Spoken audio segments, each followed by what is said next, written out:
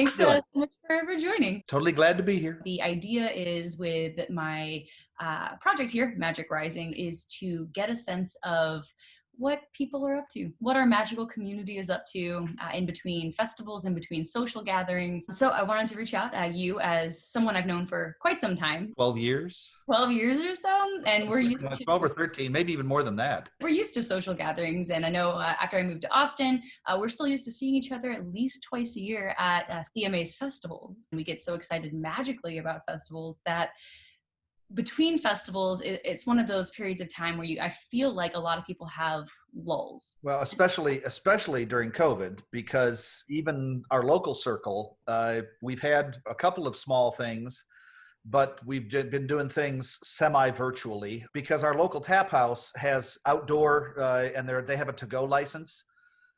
You could buy a to-go beer outside and sit outside and sip your beer, which is really nice. And they've got picnic tables spread, 10 feet, 12 feet apart. So there's still kind of a group of 6 or 8 of us that get together on a lot of Friday evenings and can still kind of chit chat. We had Jason just passed away a couple weeks ago. And so things like his crossing over are hard to organize because we really want to keep it very small. Yeah. And we want to do it with just the people that really need to be there. Yeah, especially things like, I know other people out there with funerals and important events that they're missing for families with the magical community, things like crossing over or special magical ceremonies for that, rituals and everything. That's really awesome that you have a chance to have that outdoor and we get a little bit of face-to-face. There's a lot that we can do personally to keep our personal magic alive as well. And so what kind of things do you do around your house and everything to keep personal magic alive? Well, to start with, the altar space, I'm going to move the camera a little bit here. The altar space is right in the living room. And so, in fact, you can see some of the notes in the jars from things that we were doing with online discussions previously. But by having this front and center on things, it keeps, when you come in the door, you see it. When you come from the kitchen into the living room, you see it. So it reminds you to sit down, spend a little time, do a little meditation, a little communication, and those things that we were doing, affirmations and writing in journals and those sorts of things. It helps keep it fresh by having it not tucked away in a back room somewhere. So it's actually a great point, because if you have something easily visible, you're going to think about it and it connects you to that. People who are used to doing public rituals or connecting with their covens. With their local circle or community, right? How do you feel they could better connect given the circumstances of the world if they can't meet physically? Well, and this is where, whether you like it or not, Facebook plays a big part. Our circle has a very private Facebook group and it's pretty well locked down. We only let folks in who've been vetted kind of by folks. And we're kind of holding, I think it's 70 or 80 some actual members in there, of which 15 or 20 come to almost every ritual. But since we're in the virtual era, we post things on there, we communicate via that, and it's almost the same as face-to-face talking anyway. It's just really, really hard to do ritual that way. Yeah, I know from our experience trying to perform rituals virtually, it comes with its own complications. Do you feel that there's an energy missing? It feels a little dampened? Yeah, I know that feeling. Everyone recognizes that. And you just kind of have to, it's a block almost that you just have to push through. Once you push through it, if the group is really working well together, then that sense of energy building as a group, I think can still happen. But everybody has to kind of be on the same page there. And the distractions can really throw everybody out of that kind of magical place. Anything in the background, and you can't really cut a door per se, or Yes. Well, you can mute yourself and turn off your camera. And I think that's as close as you can to cut a door. For meditations, that's wonderful. But when you're doing ritual, the ability to see those other people, when someone ducks out for whatever reason, if they're just trying to concentrate more clearly and they don't want the kind of the video feed, but that everybody else seeing that blank space I think it kind of throws you out of the mood just a little bit. You don't know if someone has disappeared for a reason or if their signal has dropped or whatever in a lot of cases. So you're kind of guessing.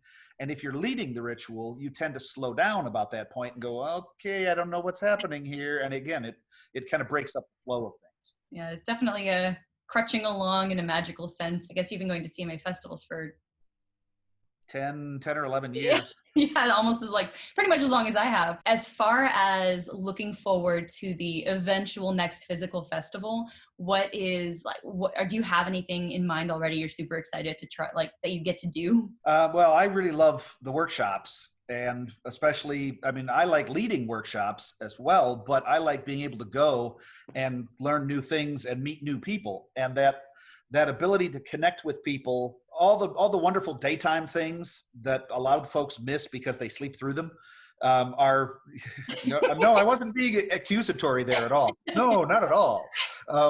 The daytime things are what make it special.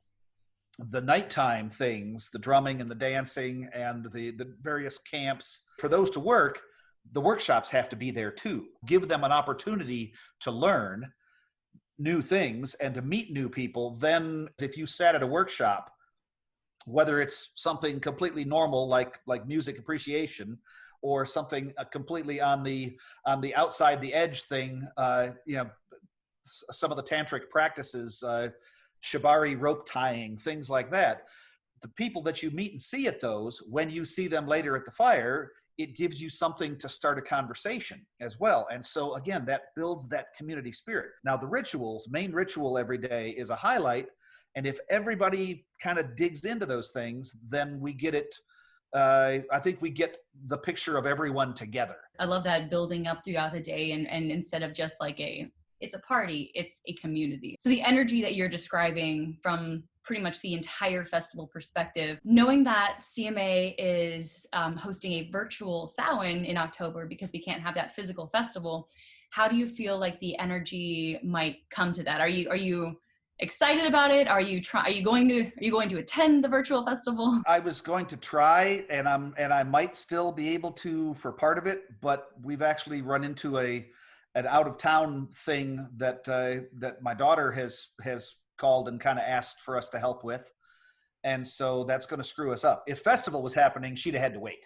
Unfortunately, and I really want to be a part of what's going on this particular time. It's just like, oh my gosh, confluence of events have made things tough. What kind of expectations would you have for the CMA Virtual Festival right now? I would hope that the workshops, whatever they're going to try and do for workshops, is separate Zoom meetings for all of them, something like that, where you get folks together. I don't know what it's going to turn out like. The mystery is kind of where I wish I was there to kind of watch and be able to help kind of nudge it into a particular direction. I think everybody is patiently waiting and saving their energy in hopes of Beltane. There's a lot of folks here who really, really need that physical connection with folks.